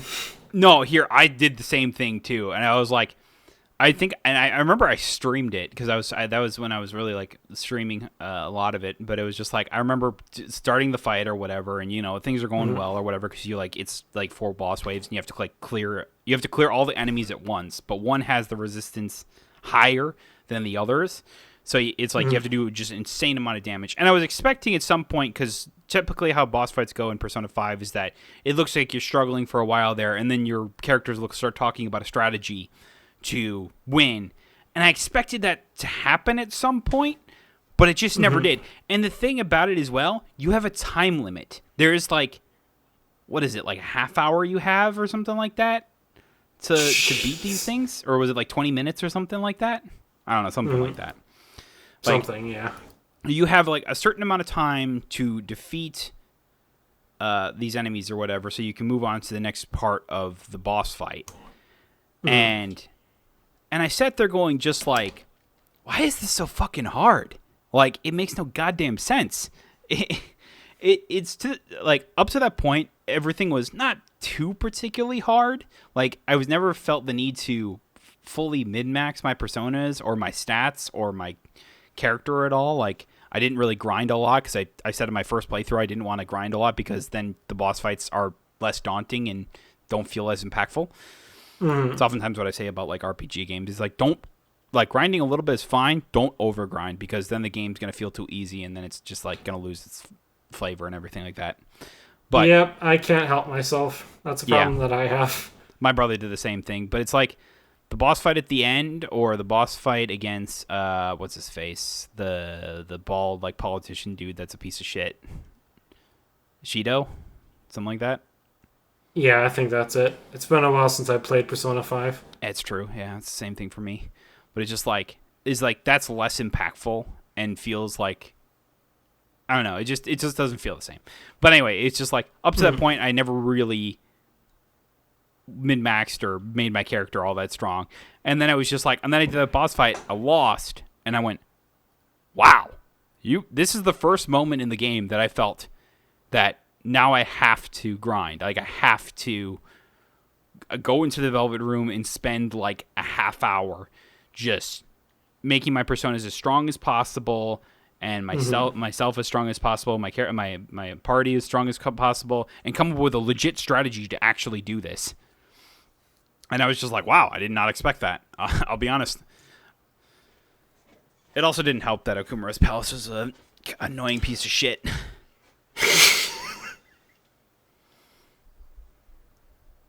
So I was like, that's one of the more recent ones that I can think of. Other than that, it was probably like there was one part in Jack and Daxter and the Precursor. No. I remember doing that. It was Ratchet and Clank Going Commando. It's the first time you fight the boss, like you fight like the what you think is the main boss or whatever, but you find out is just like the female Lombrax lady or whatever. And like, and that boss fight is literally like your Ratchet going. You have to go to turrets that are on top of on top of buildings, and you have to like shoot down missiles that are shooting at you and like just shoot at the guy or whatever. And as I remember, as a kid, I could never do enough damage to the mech to the point where, because at some point you run out of turrets that are on top of the buildings. Like if you don't do enough damage, you're out of turrets and you're just shit out of luck. You literally can't do that fight then. Like you can shoot it with your own guns. It's not going to do jack shit compared to what the turrets can do. And I just remember like every time it's like I loved Ratchet and Clank Going Commando. I absolutely loved that game. And then I mean, all the Ratchet and Clank games are pretty good, honestly. That one was always my favorite. I'll never understand why that was my favorite, but it's like it was. I remember, as a kid, I would always, whenever I got to that part, I'd give it like one try, maybe two, and I could never seem to do it. It's not like it's particularly hard, but I just remember as a kid, I always struggled with it, and I would just restart the game and then just play up to that point again, and it was like probably like 2/3 of the way through the game, but it's like I played 2/3 of the game and then I get frustrated that I couldn't beat this giant mech boss. And so I remember spending years, like I couldn't do it for years, and I think it's mainly because of lack of motivation to myself, thinking that I was like, oh, I'm just gonna lose here anyway, but I'll give it one try, type thing. And it just like it took me literally years to finally beat that boss fight and to understand, oh, this isn't actually the bad guy. That part will also be immortalized in my brain because it was like I'm pretty sure I've told this story. I don't know if I've told it on this podcast, but I think I've told this story before where it was like I did that fight or whatever, and at the end of the fight, the mask of the bad guy comes off, and you actually get to see who it is. And like I said, it's like a female Lombrax or whatever. Yeah. And it's like it's classic like old video game where it's like she doesn't have tits until the mask comes off or whatever. So it's kind of funny. And then her massive boobs just pop out of nowhere. Oh yeah, absolutely. And it's just like, and it does that full like you start from the feet and you go up and it just pans up or whatever. Oh damn! And it's worse because this is also, remember, this is also the time when furries were a huge thing. Like there were in the world, and everything like that. And then my dad walks in at the fucking worst time. Just the absolute worst time. He looks at me, he looks at the TV, and I go, I swear to God, it isn't what it looks like. I swear to God. And he goes, I'm just going to walk away. Just don't worry about it. I didn't see anything. And I go, why? Literally any other time in this game, he could have walked in and looked at the game and saw, oh, that's cool. It's like he's shooting like these like made up guns or whatever, like sci-fi stuff or whatever. No, he had to come in at the one time when it looks like I'm getting off to furries. I mean, it opened up your mind to getting off to furries, right? No, right? It didn't. Oh. It turned me off a lot. Well, I think we need to boycott fucking Going Commando now, because you would have been because this is confirmation that you would have been a furry if it wasn't for that game. So what you're saying is there was an alternate timeline where I became a furry because of Going Commando. When my dad didn't walk in, is that what you're trying to say here? Exactly. Okay. Well, I'm glad I didn't live in that existence. We could live in that existence, though. No. We could just hear me out. I could pull that cutscene up, and we can like do like the hypnosis desensitization thing. No. Where you just watch that clip over and over and over again until you finally get into it. No, but because that's totally how that works. But you know who I thought was really hot from an old video game or whatever that I was just like, that it was just like, spill it. I'm curious. So Jack and Daxter and the Precursor Legacy or whatever. Remember Kira? Whatever, like the girl that's always like working on like the hover bikes or whatever. Yeah. Damn, she fine, bro. I remember thinking that. I remember same thing. My dad always has this tendency to walk in at the worst times when it comes to this. There was, like I said, there are so many things or whatever. But there was one time where it was like, I think it was like the first time you meet Kira, you go down to like, You leave like the hut from the green stage, and you go down below, and her like laboratory is down below, and she's like working on this hover bike. And classic stunt where fully bent over, ass out, and everything like that. Dad walks in, sees like that or whatever, and he goes, "Oh, nice, dude." Did he actually? he didn't actually say that, but he looks at me, looks at the screen, looks back at me, and goes, "Yeah," and walks away. It's a good thing he didn't watch for a second later, seeing that it was going to be like an elf lady. I have a similar story. So, I too was a teenage kid at some point and enjoyed seeing pretty girls in video games, right? Hey, everyone's got that like one crush, right? And I used to be way into video games, right? Uh-huh. Particularly the Soul Calibur series, Soul Calibur 4, that had Yoda in it, because I played on Xbox. You know where this is going, don't you? I think I do. So, in typical teenage boy fashion, I was really into the character Ivy Valentine. And you have a character creator in that game in which you can put her in a whole bunch of different skimpy outfits. Uh-huh. And because I was a dumb teenage kid, I was doing that in the living room in the middle of the day. And my dad gets home from work, just sees that on the screen. Then he just looks at me, and without saying anything, he just sighs with like the most disappointed look on his face. And it's like, okay, I'll go back to actually playing the game now. I sucked at it. I was I was absolutely terrible at Soul Calibur. I was okay at Tekken, and I was good at Street Fighter. I sucked at Soul Calibur. Yeah, I never played any of those like fighting games back in the day. Oh, I played all of them. I had a ton of fun playing those games. Yeah. My worst story I think I have was when I started getting into anime at the time, and I think it was like I just discovered no. Yeah. This is where I think my dad kind of wish he disowned me back in the day, but it's like I just discovered Bleach at the time, like the anime Bleach, and it was like and I was like really liking it. I was really digging like the whole anime or whatever. And I remember it was one of the filler episodes, and in classic anime style, the filler episode is where they decide they want to go to the beach. And because you're going to the beach, you got to have all the female characters come along. And if you're not familiar with the character Rangiku Matsumoto, very, very, very busty woman. and I sat there going, and I wasn't. It was one of those moments where my dad wanted to come in and talk to me real fast about something, and it was that scene where they have it where you have it's literally the frame is literally all the ladies or whatever in their bikinis and like bent over, ass out, and everything like that, and it's just like that's like the whole frame. I paused it, not realizing what was on the screen. and and my dad starts talking, and he then like kind of looks over to the right or whatever to the computer screen. And he's like talking, and then he instantly stops talking, looks at the screen. I was like, what do you look at? And I looked at the screen, and I saw that, and I went, oh!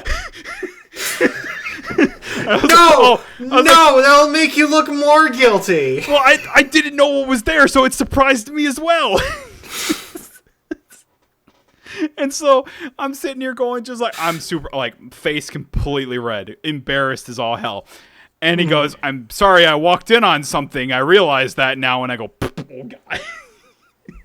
And the discussion ended there.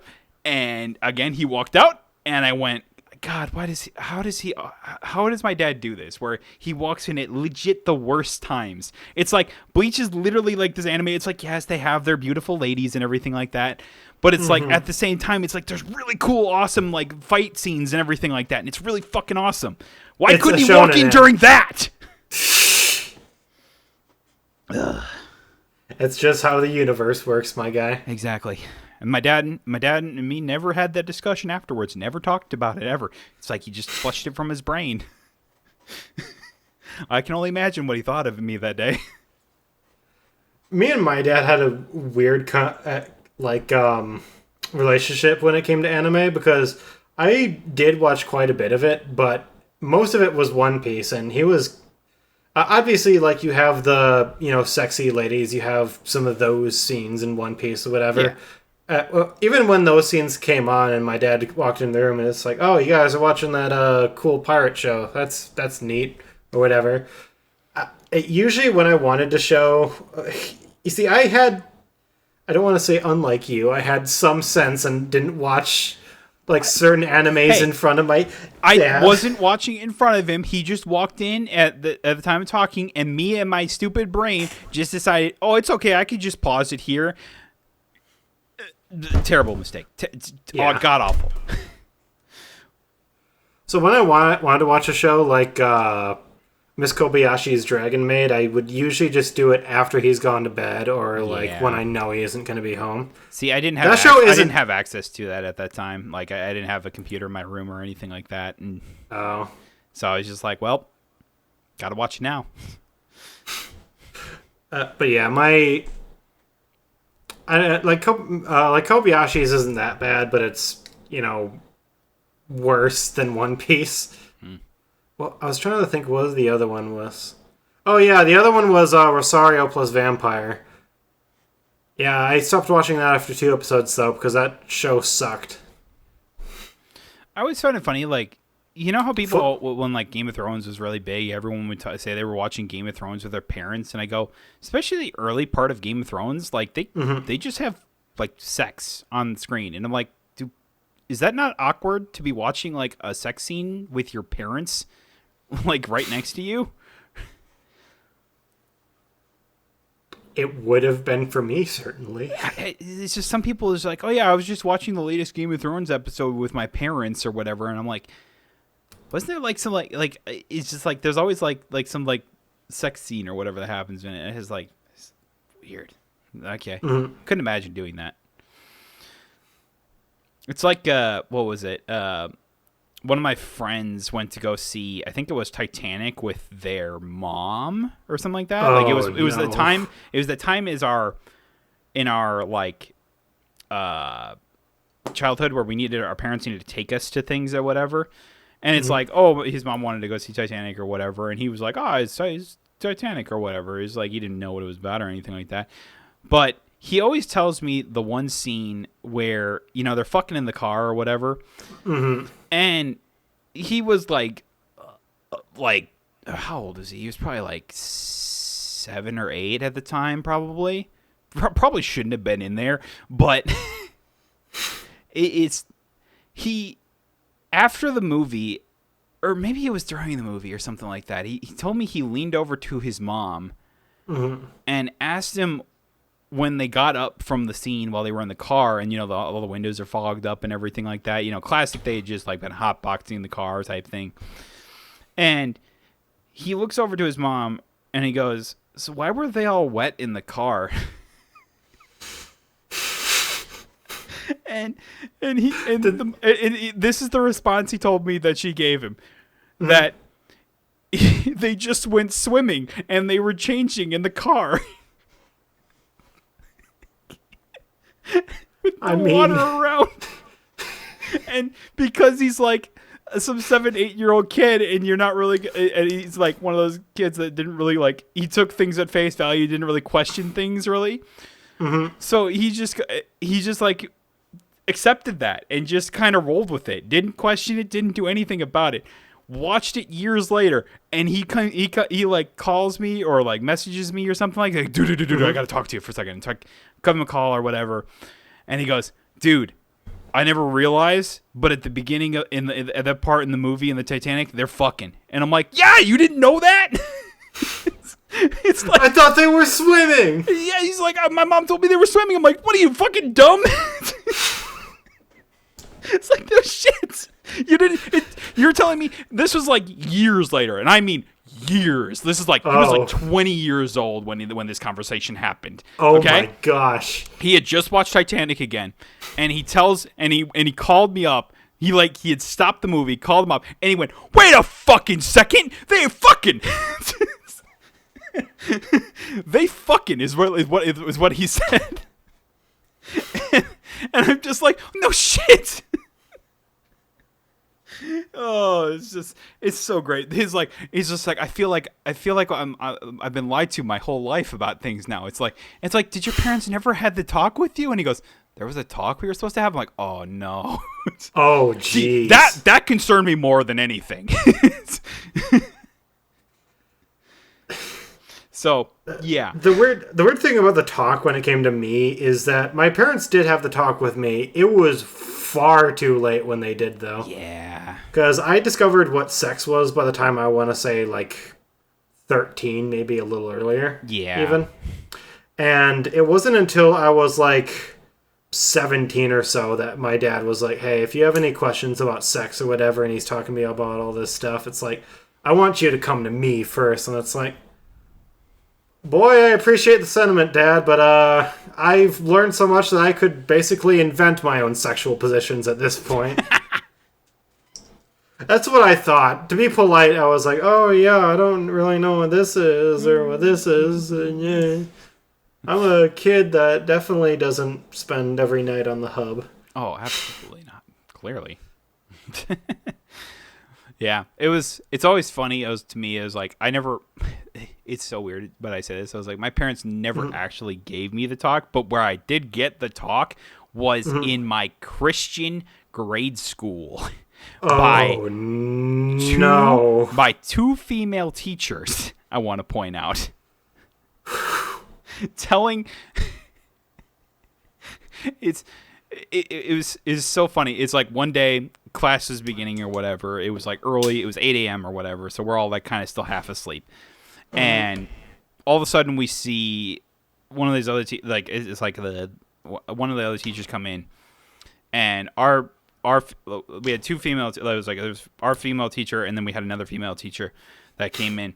And it's just like, all right, ladies, let's have you guys leave the room, and we're just gonna talk to the guys and stuff like that. And we're going, what the fuck? They're having all the girls go away? Okay, whatever, sure.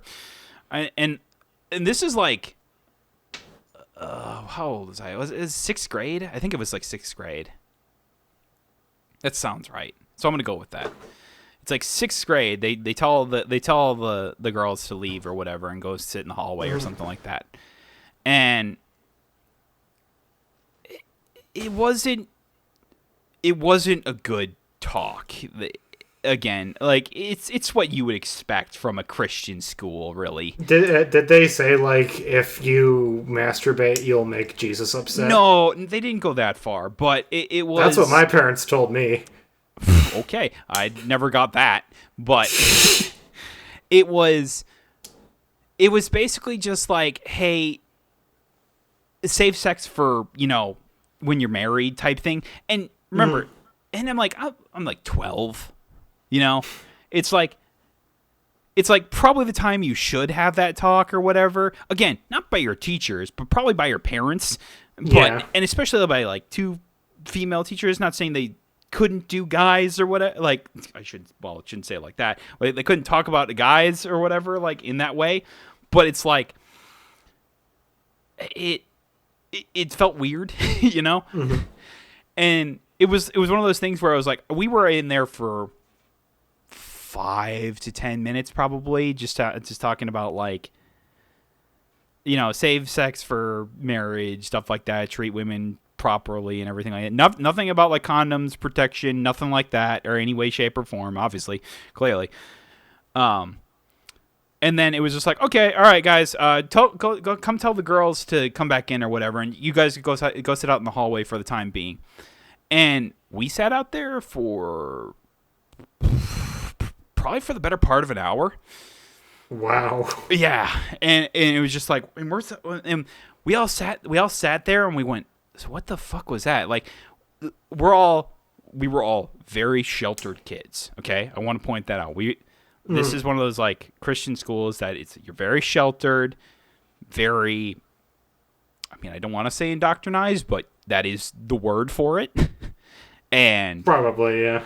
And it's just like, none of us or at least none of us let on to know that we knew anything about it. I was probably like the most innocent of them all, because I had no concept of what sex was at 12 or anything like that. No, I was still under the phase that, ew, girls are icky. They have cooties. Oh, wow, really? Yeah. And so it's just like, it was such a weird thing that always like stuck in my brain. And it was just like, we all talked about how it was just so weird and everything like that, and stuff like that. And it's just like, after like probably like a half hour, we're sat there going like, what the hell is going on? And when, like, some guys were trying to like sneak peeks in there or whatever, but they covered like the little glass window or whatever that's on the door. Yeah. And so it's like, probably good reason. But it's like, we all just didn't know what was happening or whatever, like that type of thing. Like, it was so stupid and everything like that. And it's only like years later, it's like, oh, I think we literally we're like 18. I'm like, oh yeah, that was the talk.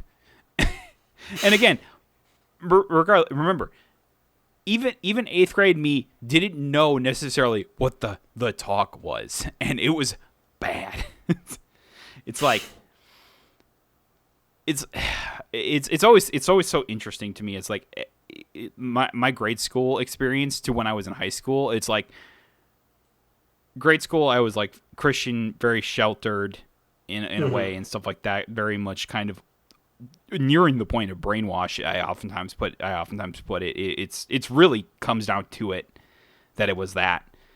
But, and then I go to high school at Middleton, where it's, public high school or whatever, and so many more kids or whatever compared to my class of 24 going to a class of 2,000. So it's just like, you realize a lot of things very quickly. It's like, I learned more in high school in 1 year than I learned in 9 years of grade school at a Christian private school. That's not good. That is very bad. Yeah. Holy cow. I say there is a world where I am very, very different, and I end up basically like these MAGA incel people. Who's also a furry. Sure. I oftentimes think that's why it's like, I always liked playing video games, because it was so different and so weird as to what I had known up to my life at that point. Because it was like, again, very sheltered, not really exposed to the idea of injustice and like death, or the game that I always put as like my number one, like most impactful game of my entire life, basically, is like Final Fantasy X. Because again, growing up in a Christian private school or whatever, where you're taught God is all powerful and everything like that, he does no wrong whatsoever, shape or form, type thing. And the whole theme about Final Fantasy X is that, oh, religion is a piece of shit and you shouldn't follow it because it's spouting bullshit and it's probably lying to you. That is the main theme of Final Fantasy X. I want to point that out. If you don't already know that is the main theme. You're literally taught as Tidus that what is it? Yevon is like this all-powerful being that you need to worship it. Don't go into technology. Machina is outlawed and everything like that. That if you use it, you have sinned and it's going to come and destroy you and everything like that. So that's why people just stay in the Dark Ages, basically, and only fight with like swords and stuff like that. And it's just like, oh, it'll come and destroy the world or whatever if you don't follow Yevon. Only to find out that even though Yevon is the one that destroys sin, it's also the one that creates sin that destroys the world. And it's only when they break the cycle and defeat sin without the use of Yevon and defeating Yevon itself, that the world is then free of sin and it can foster and grow. And like even in Final Fantasy X-2, which I'm not a huge fan of, but it shows that it's like technology is advancing again, and it's growing, and people are learning and understanding more of the world and less about religion and stuff like that, and the world's getting better as a result of it. Like, I shit you not, like that's the theme of the games. So that probably helped out quite a bit. Yeah, that's why I say it's my top 10, if not top top game, most impactful game of my life. Because I played that when I was like 13, 14. I think I was just graduating grade school when I started playing that, and I probably finished it in like summer. It was probably like, well, maybe I was in high school at the time. I was probably a freshman. It was probably like the summer of my freshman year, so I was heading into my sophomore year. Mm-hmm. That sounds about right. This is one that truly never ends. We were about to end just a little bit, not like 20 minutes ago, and here we are again. Yeah. Hey, sticking with the theme of it though. But I want to go back to the question you asked. I was like, because I've listed a few of things and embarrassing stories of myself, but it's like, what are some of your what was it, the things that you struggled with, like either in old games or in current games that you remember as like a child? I mean, yeah, this is a bit weird going back to this after just talking about sex for the last couple minutes, but that's fair. But I want to get at least one out of you, because I feel like I talk too much. This is the one that that I talked about with Ghost last night. Have you ever played the game Mario Sunshine? I have not. That was one of the first games that we got for the GameCube, and I am unique in the sense that I actually really love that game. Love Mario Sunshine. Love everything about it. Do people not like Mario Sunshine? I thought it was like there are people that love Mario Sunshine. It's generally considered to be the worst 3D Mario game, though. Really? At least from what whenever I hear understand. people talk about it, it's like it's always in really, really good light. So. I don't know. I usually hear the opposite. Okay. Anyway, the sections where it's basically just like a big puzzle section where they take your main tool Flood away, and you're just Mario going through this really difficult labyrinth and shit. Those sections can suck a dick. I hate them so much. I would die so much every time. I would get all these extra lives, lose all of them on that stage, get so far, and right at the end run out of lives and have to do the whole fucking thing over again. And I got so frustrated. There was a point where I was where as a kid I was like, yep, I'm done. I'm just not doing this. And as an adult I was like, oh, I was probably just a dumb kid who, probably didn't know what the fuck he was doing. It's like, oh no, playing the Mario Anniversary thing for Switch, yeah, these are legit hard. Even for me as an adult who's played Dark Souls, I'm having trouble with this. What the fuck is wrong with me? Dude, that's just me in all of Ghosts and Goblins. It's just like that game can suck my dick. It's like, seriously, that game was so the original hard. Dark Souls. It's so hard, dude. I don't know how anyone beat it back in the day. Like, I have legit no idea.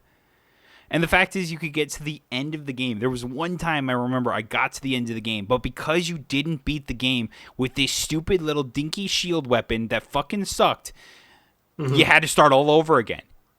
The final boss just goes, haha, you beat me, but you didn't actually beat me. Go beat me with this weapon, and then you get the final ending of the game. And I went, are you fucking serious? Are you? Then they had a typo for the end screen. I think it was like congratulations. They missed the S. I thought it was congratulation. No, I'm pretty sure it's just like it's like congratulation instead of like congratulations or something like that. Let's see. I know there was definitely a typo or whatever, so it's not even like satisfying that you won in the end. And I was one of those try-hard kids back when I was young, though, that I wanted to beat every game I played, and that game just broke me. Just utterly broke me. Being the wise and courageous knight that you are, you feel strongeth welling in your body. Return to starting point. Challenge again. Yeah. Well, that's if if you don't beat it with the special shield. No, this is the one where if you don't beat it with a special shield, it says, this is a room. This room is an illusion and is a trap devised by Satan. Go ahead dauntlessly. Make rapid progress. That's right. Yeah. God damn. Fuck that game. Congratulations. This story is happy end. Thank you. Yeah, it's happy end. That's right. Happy end. God damn. What the fuck, dude? Yep. It's like, yeah, you beat our game, but fuck you anyways. Congratulations. Happy end. Fuck you. It's not even satisfying. Fuck you, you dumb no-life kid. Go fuck yourself. I didn't know that until like years later that's what it was. I was like, and I'm just like, I remember one of my friends actually said he beat Ghosts and Goblins, and I was like, that's bullshit. I'm like, but he took a picture. Like he legit like, it was before smartphones and stuff like that. So he literally grabbed his mom's camera, took a picture of the screen, and showed it to me like the next day or whatever. That's crunchy. I love that. and I'm just like, wait, congratulations? This is the happy end? And I'm like, are you fucking serious? And he goes, yeah, that's what it says. And I'm like, and I was like, I had no concept of Photoshop or anything like that, so I just fully hearted believed it or whatever. And I was just like, but I was still under the firm belief that it did not say that. It was like, there's no fucking way it says that. I said in my brain, and I think that was partially why I went back to try and beat it again. Fucking couldn't. Spent so many fucking hours on that stupid game, and it's just like, just couldn't beat it. Now I dare not even try at 30 years old if I couldn't, as a 16-year-old kid, beat that game. I still think it's funny that the Angry Video Game Nerd's very first NES game was that game. God. It's like, oh man, it's setting him up for the rest of his life, basically. I wonder if was that the idea of like these types of games, like back in the day. It's like just to piss you off, like to the point where I don't think it was, which is the weird part. No, it was supposed to piss you off to the point where you had to finish it. Like in your very soul, you couldn't let it go by. Like you had to finish it. Like like some people were just like, I know people. Me and my friends were like that a lot. It's like, we were all of the mindset that it just pissed us off so fucking much to know that was the ending of the game. So we all wanted to play it to disprove it, but none of us could actually beat it because it was so fucking hard. And at some point we just accepted that this is what it says. It pissed us off enough to the point where we needed to prove it wrong or whatever. It was like it's just like we were disregarding science. Like we had the evidence in front of us that says that this is what it says, but we were just full-heartedly did not believe that this is the case. Like he played a prank on us, like he was fucking with us at some point. But it's like, no, that's just what it says. Fuck. God damn, that awoke a memory. I just remember Ghosts and Goblins was one of the games added to, the Switch, like, games or whatever on their emulator system, or on their service. And I thought to myself, I'm like, this is like 20 years, like 15 years in the making. It's like, do I actually try and beat it? Like, do I put myself through that again? It's like, is this the redemption, like 15 years later to actually to potentially beating the game? And I remember I picked it up one day and I said, "You didn't do that shit, right?" No, I didn't do that.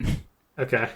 But I honestly thought about doing it a while back, and I was like, "Is this the moment? Is this where we go beat this fucking game?" And I go, "I don't know if I got it in me, bro. I don't know if I got it in me." I left that point of my life behind, and I'm perfectly okay with that. I was like an alcoholic, like looking at beer, like it was like tempting me. It's just like, you want to, and I'm just like, no. All right, should we call this bitch? I think so, yeah. We went into this with like basically nothing to talk about, and all of a sudden we're almost 2 hours into it, and I went, what the hell? Isn't it great? Yeah, exactly. That's what happens when you just sit here and vamp and shit and feel old again.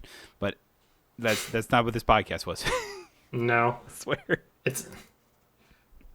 It's about it never ending, and it truly does never end. Except for right now. Thank y'all so much for watching or listening to this episode and ramblings and embarrassing stories about my past and everything like that. No, let's keep going. Let's hit the 2-hour mark. No, I don't think I got that in me. Okay. So, yeah, be sure to follow my buddy over there at what is it, twitch.tv/Tom Cruise Can't Lose. Yeah, I think I'm gonna move over to YouTube though. Hey, when we get there, we get there. Mm-hmm. So, but for now, I guess you can go there or follow him on Twitter or whatever. And you might update it on Twitter. I don't go on Twitter very much anymore, but I try not to either. I inevitably do though because I'm a sad little doom scroller. It's fair. So. But yeah, be sure to subscribe to the podcast anywhere you're listening to this or watching this, or watch this on YouTube where you can see our somewhat lovely faces or whatever. Oh, a doggy. There's a Jasmine dog in here. She never walks in here. No fair. Jasmine's in the room and I can't see her. She just walked in. Okay. See, sometimes you end the podcast and the dog comes walking in. Maybe that's what you got to do. Is you got to end the podcast and maybe a dog will just magically walk in your room. You bitch. I don't get to see Jasmine, but you get to see Onion in his elf hat. It's true. Yeah, there you go. And that's a reason to watch it on YouTube or whatever. And subscribe to the YouTube page or whatever. I might start posting some clips, just like little clips from each of the podcasts. I meant to post the one where I last week when I called Chris Pratt a top tier voice actor, and your face of disgust is so perfect, so great. Like I cannot describe it enough. It's just you gotta watch it. It's so fantastic.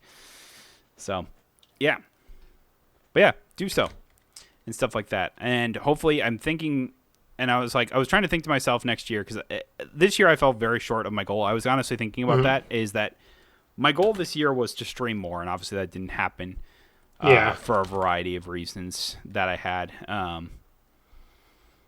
But it's like next year I want to at least somewhat have a schedule or whatever. And something I'm terrible also about promoting is that I'm planning on I do Extra Life this year. I haven't done much with it, and I kind of feel bad about that. But if you don't know what Extra Life is, it's a charity. It's like a network basically across a bunch of children's hospitals across the country of the United States that you can donate money to help better the conditions at that hospital. So if you have any extra money lying around, you're feeling generous with the giving season or whatever, the holiday seasons, it's like, be sure I'll leave the description in the I'll leave a link in the description. Leave description in the link. Jesus Christ. To that, and maybe just help out some kids or whatever. I was like, I haven't done a whole lot with that. I kind of feel bad about that because I was like, something you might know about this, but I hold myself to I hold myself to a high standard and a high bar. So when I set a goal, I'd like to achieve that goal and do all I can to achieve that goal. And I feel like I just did not do as much as I would have liked this year with that. So I'm hoping to change that for next year. It happens to the best of us. We just got to pick ourselves up and try hard. I want to say try harder, but try again next time. Yeah, it's just like the part where I say to myself is that I just need to try harder. Is like I just need to get like streaming or doing YouTube again.